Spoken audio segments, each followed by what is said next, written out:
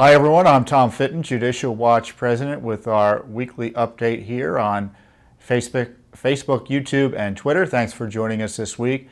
There's been a lot going on in our anti-corruption battles, both in court and in Congress, and also new documents coming out that will be of interest to you, especially for those of you interested in the scandal of the last administration that continues into this administration, which is the Clinton-Lynch Tarmac meeting and the corruption of the FBI and Justice Department in its oversight or investigation of the Hillary Clinton email matter. So let me lead with that. First up, and we're announcing it today, I don't know if the release is even out, but the FBI has told us they found 30 new pages of documents about the Clinton-Lynch Tarmac meeting. Now, what's news about that is they had previously told us they didn't have anything. And what had happened was that Judicial Watch had lawsuit against the FBI and the Justice Department on this issue. And the lawsuit against the Justice Department, you may recall, forced the release of information about the Clinton-Lynch Tarmac meeting, including talking points used by the top levels of the Obama Justice Department to handle the scandal of the fact that the meeting took place. They needed the talking points to spin the media and the American people on it. And also in those emails and those documents that were released to us were documents showing that the FBI had been talked to and communicated with in the aftermath of the meeting. And so as a result, the FBI came back to us in a letter and said, upon further review, we subsequently determined potentially responsive documents may exist. As a result, your FOIA request has been reopened. And remember, they told us there were no documents, and we caught them. And only after we caught them did we get this final result that there are 30 new pages of documents, at least.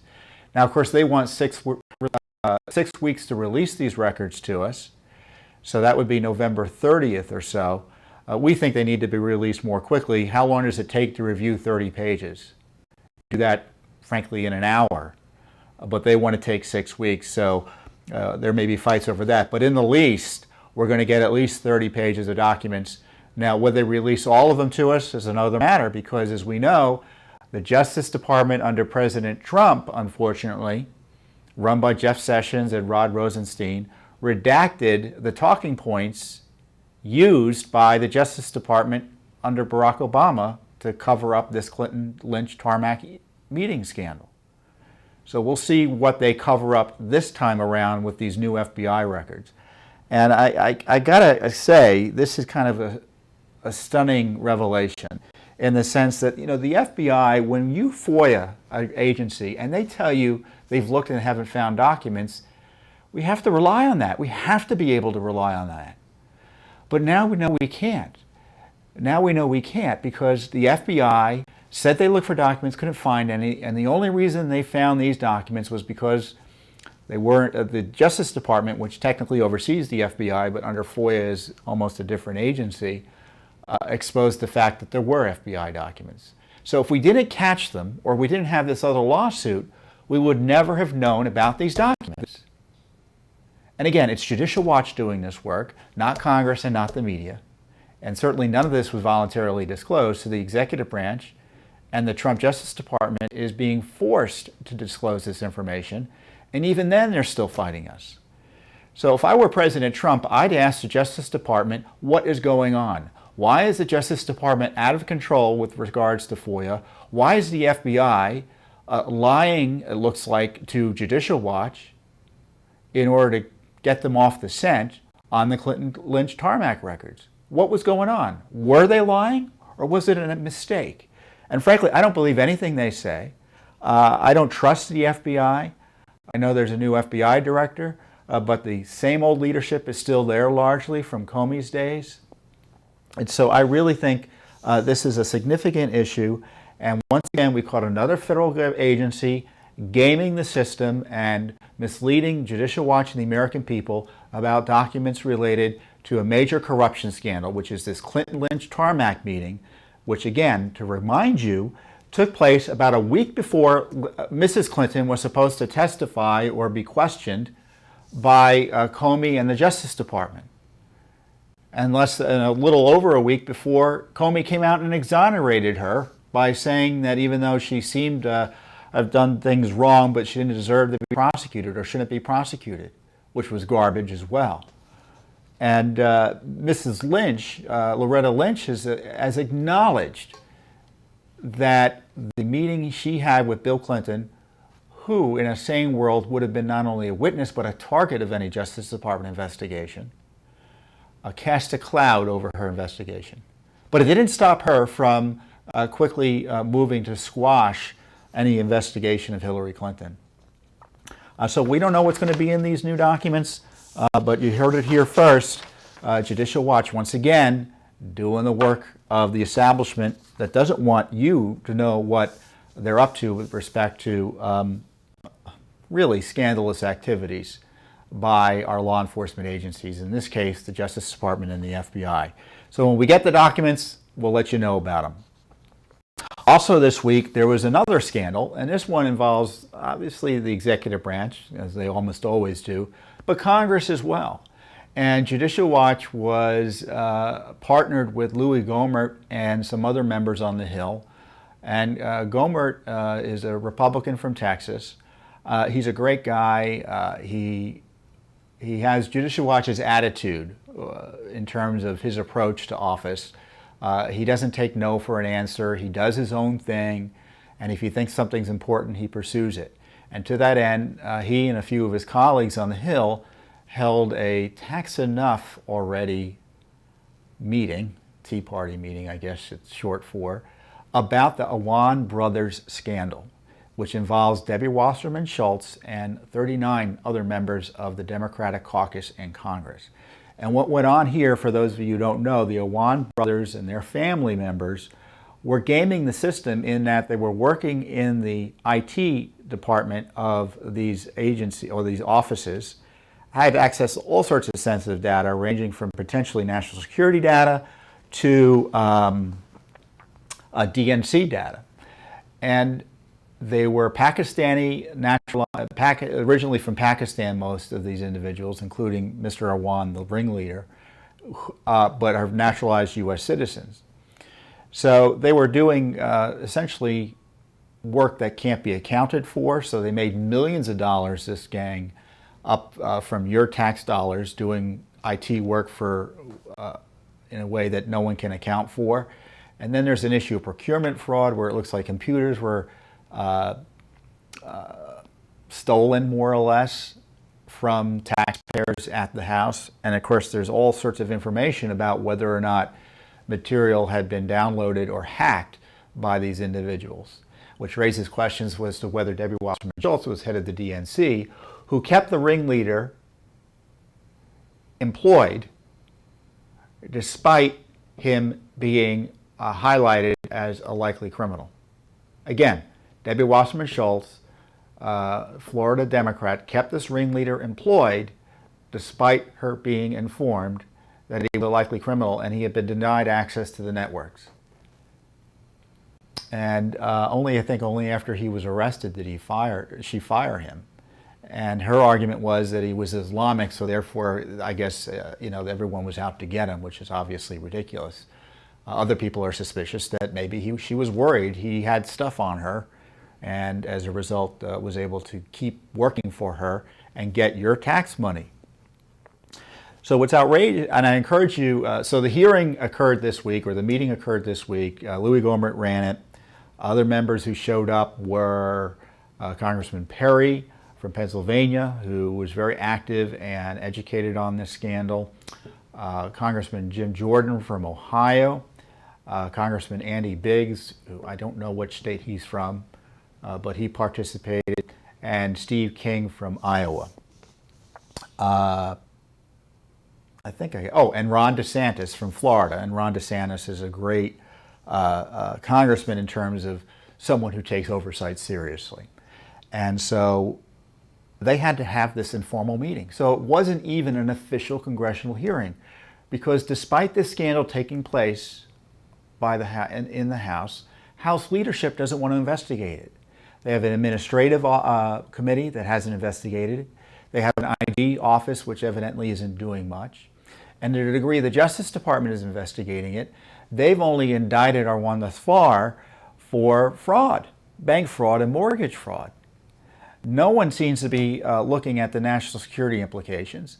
I highlighted the fact that maybe there was a DNC hack through this method, through this gang here, and maybe Mueller, to the degree, or a constitutional special counsel who isn't conflicted, should be asking this gentleman Awan and others questions about what access they had to data and whether or not it was disclosed to foreign intelligence agencies or leaked to people that have turned into, that was then released to the American people last year. Remember, the Russians are being blamed for this.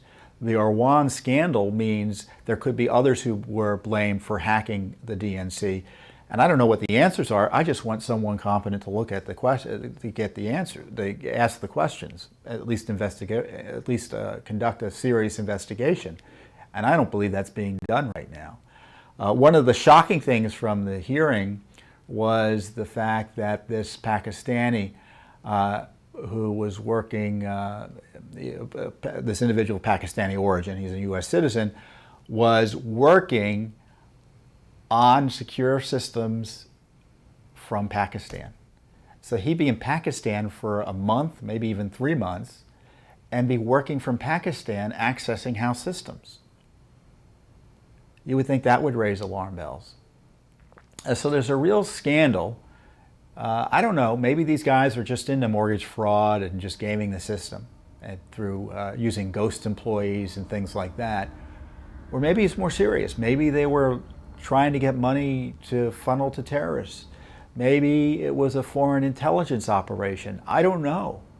But I'm just concerned that the House doesn't want to ask these questions. And it shows you that the fact that Louis Gohmert had to have this special little meeting and had to rely, and this is what Judicial Watch did, I went and talked about what I thought needed to be done, and had to rely on Judicial Watch to get the word out about what was going on. We brought in cameras to record and disseminate to the American people this important information. And before I move on, I encourage you to read all about it on the Daily Caller news site, Daily Caller News Foundation. Luke Rosiak is the reporter who's done all the hard work and credible reporting on this. So it's available, and he testified too. So the hearing, I encourage you to review and get the word out and ask your members of Congress, why aren't they cleaning house? Because you're going to watch the video and be very upset. And we'll provide links to the video. And if you're having trouble seeing the links, go to our YouTube site at search Judicial Watch at YouTube, or go to our internet site at judicialwatch.org, and we're on Facebook as well. By the way, FOIA doesn't apply to Congress.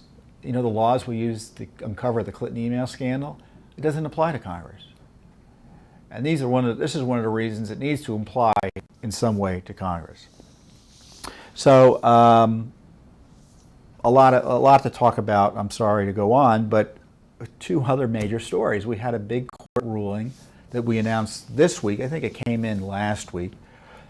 And this is the third federal court that's overruled Trump administration objections on Clinton email issues. And in this case, the State Department under Rex Tillerson, a Trump appointee, and the Justice Department under Jeff Sessions, a Trump appointee, objected to disclosing information in an email chain between Hillary Clinton and General David Petraeus. Now, Petraeus, ironically, had been convicted for mishandling, or was pled guilty essentially to mishandling classified information. I don't understand why it is we're getting these really gratuitous objections to getting basic information about what Hillary Clinton was up to. And this ruling was the third ruling, as I said, that's rejected Trump administration defenses of the Clinton email issue. They either try to stonewall the release of information in the emails themselves, or object to information about the investigation being released. And this is the third court, and I think 2 of the 3 judges were appointed by President Obama, who sided with Judicial Watch. And in this case, the court has denied their objections and said, you know what, I'm going to look at these emails myself. Because the emails just are about Petraeus wanted to get a job for someone on someone's behalf, and they've redacted the names. And we want to know what was going on here. And the judge said, well, you can't find out immediately. I'm going to look at them in camera, which is the, as a non-lawyer, I've learned some of these phrases. In camera means he's just going to review them behind closed doors in a non-public way to figure out whether or not they should be released or not. The Justice Department under under Jeff Sessions didn't even want that to happen. Who's making the decisions on these FOIA issues at the Justice Department? That's what I want to know. Is it Jeff Sessions? Is it his number two, Rod Rosenstein? I'm concerned it isn't Jeff Sessions because he recused himself from Clinton email issues. So I don't know, does it apply to the FOIAs? Or has anyone even asked him? I don't know. But this is something of great public interest because the State Department, and to me, it's a slap in the face of those who voted to put President Trump in office and those otherwise who just want the rule of law applied. Because not Hillary Clinton didn't have universal support among Democrats either because of her corruption. They want to know what went on. And this president had promised to tell us what was going on, yet he's being undermined. I'm convinced he's being undermined on this effort by the agencies either controlled by this deep state or oblivious political appointees. And it's got to stop. It really has got to stop. It's frustrating and it's got to stop. And if it doesn't stop, it doesn't really change our approach because we're just going to keep on fighting in court. And the courts may make it stop, which is the wonderful thing about our legal system, is that despite the obstructions that we face, they can be overcome in court. And so that's the success we've had, and that's what Judicial Watch's secret sauce is, using the courts effectively to provide the oversight that's so sorely lacking by our Congress, the executive branch internally, and certainly the liberal media is just so biased you can't trust them to look at anything honestly these days. One more big issue, sanctuary cities. If you follow the issue at all, you recognize that sanctuary policies benefit illegal alien criminals, the worst of the worst among the illegal aliens present in the United States. These are typically people who not only are illegally here, which is usually a crime, despite what anyone tells you, it's a crime, but then they go on and commit additional crimes, sometimes that are violent and dangerous and harm innocent Americans and innocent illegal aliens too. So the victims of these illegal alien criminals are usually the communities the left is purporting to support. So the leftists running states and cities across the country don't want these people to be deported, even if they have committed crimes and are a threat to the public safety. And as a result, they are resisting cooperating with federal authorities who want to know, in the least, whether or not these bad guys are being released on the streets so they can take steps, if necessary, to detain them or deport them. And it's really outrageous that law enforcement is prevented from doing its job and handcuffed by the politicians. And these politicians who have taken oaths mostly to uphold the rule of law are thwarting the rule of law here. And so we have new documents showing that the Homeland Security had found that sanctuary cities had denied 284 ICE detainers in just 3 months and released illegal aliens charged with assaults, drug and weapons violations. So all the anti-gun politicians are releasing those who violated gun laws onto the streets just because they like the politics of sticking it in the face of Donald Trump, who wants to try to enforce the rule of law on immigration. And to Jeff Sessions' credit, his Department of Justice has been very aggressive in this area. The other thing, and of course we didn't get this again voluntarily, we had to sue to get access to it, which is another ongoing problem. And the other problem is the Immigration Customs Enforcement had, which has been tracking this, we got the documents from their agency, they stopped tracking it, it looks like, because some of these sanctuary cities were complaining because they didn't like being exposed. So they need to start cataloging these threats to public safety again. So all the details are up on our internet site at judicialwatch.org. But this sanctuary city issue is a big one.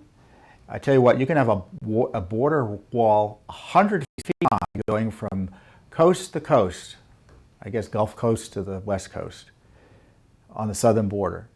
But if every major big city and major states like California have sanctuary policies, you might as well just have no border wall, because people will come here if they think once they're here, they'll be safe from deportation and the rule of law. That's why these sanctuary cities are so objectionable. This is a kind of an interesting story. Anwar Al-Awlaki, the name you should know, he is an Al-Qaeda leader who was an American citizen. He was the first known drone victim under President Obama's assassination program. So it was controversial when he was killed with a drone, because he was an American citizen. He was a terrorist, so it was very controversial. Now, Judicial Watch has discovered that he was likely a confidential informant for a time for agencies here in the United States. That wasn't told to you. All the details are on our internet site. They're also in our book, the Corruption Chronicles. Is that the name of the book? Yeah. What's the name of our most recent book? Clean House. Clean House, excuse me. The Corruption Chronicles is the first book, a great book. Clean House is the second book. You think I know everything. I don't know everything. I need to be reminded sometimes. Well, Anwar Al-Awlaki, so there's a major scandal in that regard. And to that end, we've been asking for documents since 2012. And this lawsuit exposed the connections between Al-Awlaki, this terrorist, and it looks like the FBI and maybe some intelligence agencies. Now, the State Department has been playing games with us. And we were just in court yesterday, and what happens when you go to court on these FOIA cases, I'm not a lawyer, so I just go there and I just have to sit there quietly, or at least I'm supposed to sit there quietly as our attorneys argue for us at these federal court hearings. And we had a federal court hearing called at the last minute by Judge John Bates, because the State Department said, by the way, we searched for these documents, but we're going to have to do another search. And this is a case that's 5 years old. And so the judge comes in and he asks the State Department in this hearing, the State Department is represented by the Justice Department lawyer, don't you think it's shocking that after 5 years you're doing another search? Well, you don't have any documents, and the problem is they had no documents to show where they had searched before, or so they say. And so they're going to do a second search. Isn't that outrageous? And you wonder why you need Judicial Watch, because you need a group that is persistent and consistent and is willing to push to get information that the American government, the government doesn't want the American people to have. So the judge, kind of read them the riot act. He was very polite about it, but he said, you got to get these records, get this search done and move this case along. And then he expressed frustration with how long the case was taken, and complained generally that these FOIA cases take too long because of this sort of gamesmanship. So again, your Justice Department and your State Department playing games and having to admit to a court that they didn't do the job they promised to have done. And we're going to get maybe more documents on Anwar Al-Awlaki, the Al-Qaeda terrorist, who, by the way, was about as important as Osama bin Laden was, because he spoke English and he used the internet to radicalize Islamists. So when you hear about ISIS radicalizing terrorists, it's Anwar Al-Awlaki who broke the ground there. And his name is still invoked in terrorist attack by the Islamic terrorists committing the acts. So this is a significant issue, what the State Department knew and when it knew about Anwar Al-Awlaki. I recall, I'll just give you an example of sort of documents we found, that Anwar Al-Awlaki, the State Department, because he had left the country and was doing his terrorism abroad, or his terrorism leadership abroad, the State Department, I think it was the State Department, considered inviting him into the local embassy to take his passport away. So they were going to send a letter inviting him to come in so they could take his passport away. That was the anti-terrorism activities of, I don't even know if it was the Obama administration. It may have been it may have been so stupid it was the Bush administration as well. So this was a nonpartisan scandal in the sense that you had both administrations really making a deal with the devil, it looks like, with this Al-Awlaki, and what turned out to be a disaster for the innocents who were killed as a result of the people who radicalized. Remember, the shoe bomber, I think, was tied to him, and the Fort Hood shooter sought advice and counsel from him as well.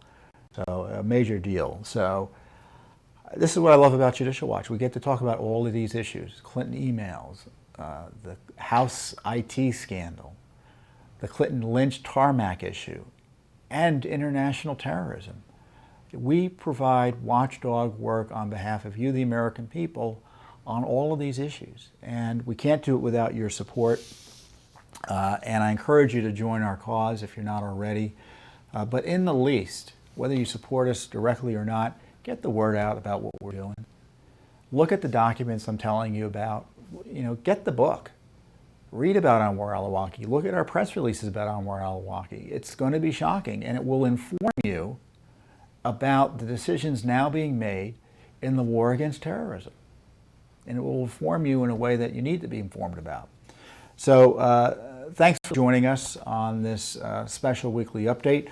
I hope you have a great weekend, and we'll see you next time.